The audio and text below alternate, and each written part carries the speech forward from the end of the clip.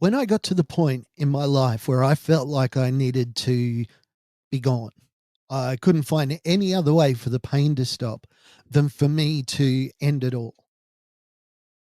There was some crucial information that I wasn't privy to. There was something that I don't know if it would have helped me at the time.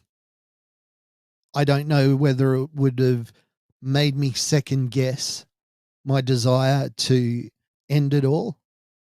I know that it has altered my thinking lately, especially struggling with, thoughts of suicide.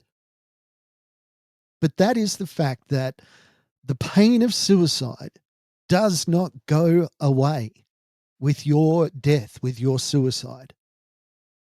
The pain of suicide, it lives on in everybody who knows and loves you. A mate of mine took his own life. It's a scar that will never heal. And we're going to talk about that and more on STP today. Welcome to Shattered the Podcast. STP is the story of my journey from the depths of mental illness to a place where I could live again. Alrighty, so this is a big one for me. It is an attempt to prevent suicide in a way that I've not heard it done before. So suicide has affected me three different ways. Good mate, a fella that I mentored, a fella that I knew very, very well. We lost contact. He killed himself. One of my daughters attempted to take her own life in desperation and grief. And I tried to take my own life. So I understand the impact on each person. Take your own life, it's all over. You get to walk away. Somebody you love tries to take their own life, but they survive. There's still hope. There's still things that we can do.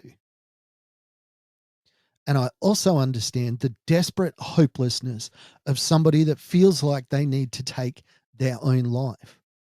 How desperately lonely and painful your heart, your mind, your soul is at that time. But for my mate that took his own life, his pain might be over. Let's just leave afterlife out of it for just this moment. The pain of his passing has lived on. The grief of his passing will not ever go away. There are so many questions that I have about his suicide. Why did he feel like he was alone?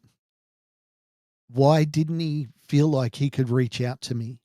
As a person living with mental illness who's survived his own suicide attempt, what was it in this guy's makeup that made it so difficult to be able to reach out to me and just say, hey, I'm struggling? Because I would have done anything. Like, this guy lived in far north Queensland. If you're in America, it's like Florida to Rhode Island. It's a hike. It's a distance. But I would have been there for him. If he had told me I'm at the point where I'm going to take my own life, I'd have been up there as quick as I could. Why didn't he reach out to me? And then the last question that I have is when did I last talk to him? But even more importantly, when did I last think about him? And I feel so much guilt about that. How could I not know? Like, I'm not a clinician, but I've lived through this whole suicide experience. I'm kind of an expert on it. How could I miss the signs? How could I not know that he was hurting that much?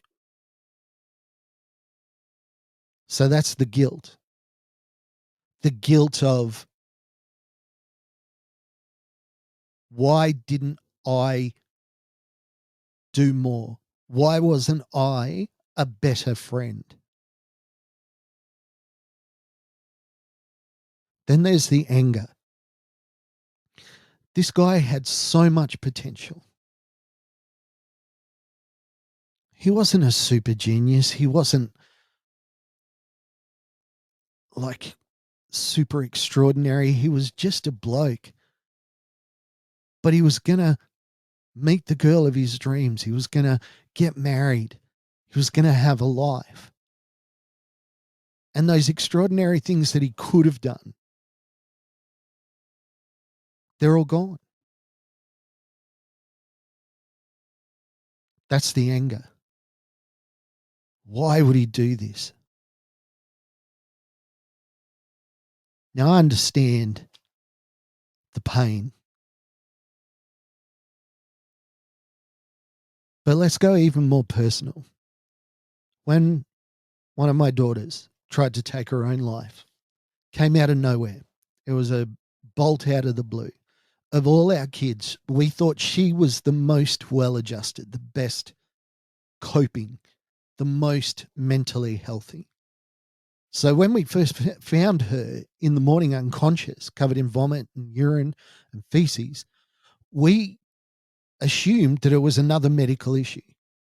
Not for 1 second did we contemplate that this was a suicide attempt.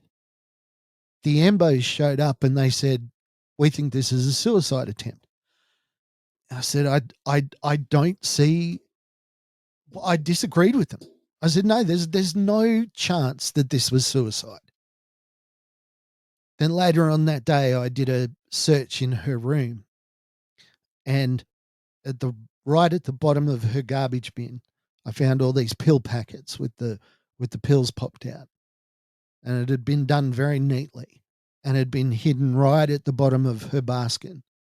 And then I tore her room apart, realized that this was a suicide attempt. I needed to understand. And I found a diary. And what I read in that diary broke my heart. It was a story of a little girl that was so crushed in her self image, so hopeless, that I can understand why she went.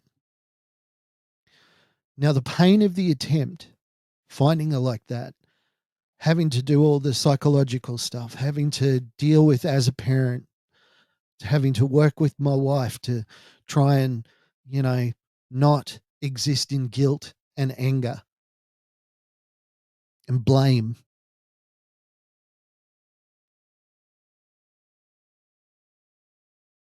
But there was always hope because she hadn't succeeded.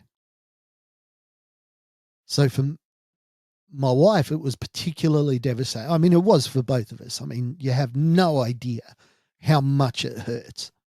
And if you do know, please, you have my condolences because I know how hard it is.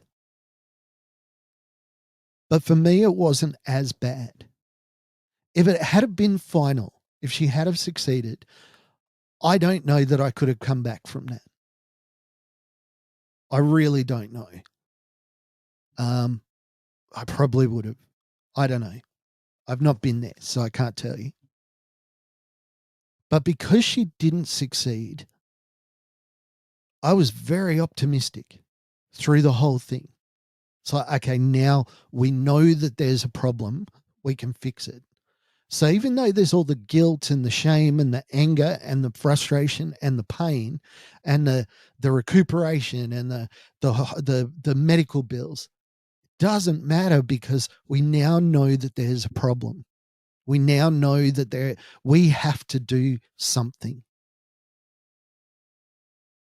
What this has made us do is be more proactive with all of our children, sitting them down and just saying, we need to know if you aren't happy.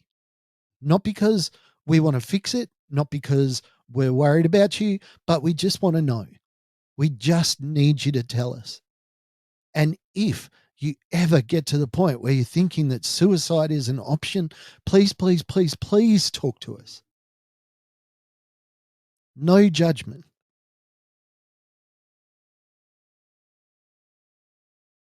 I guess my final message is for the people that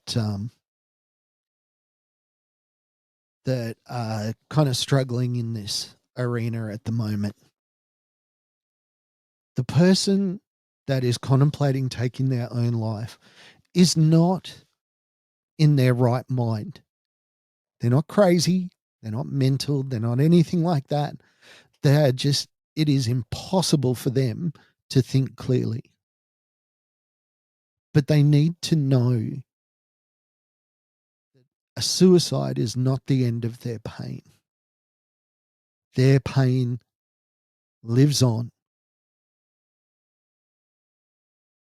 And it can be generational. I mentioned earlier, a kid in a school the other day was talking about his grandfather or great-grandfather who came back from World War II, took his own life.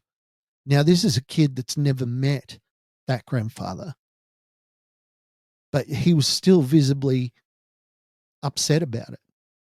The trauma of that suicide will resonate and it will have ripples. And it won't stop the pain. It will just transfer it. It'll just pass it on to the people that are left behind. I think that this message needs to get out there. If more people in that hopeless state understood that their absence would be far greater than any pain that they could cause while they're with you.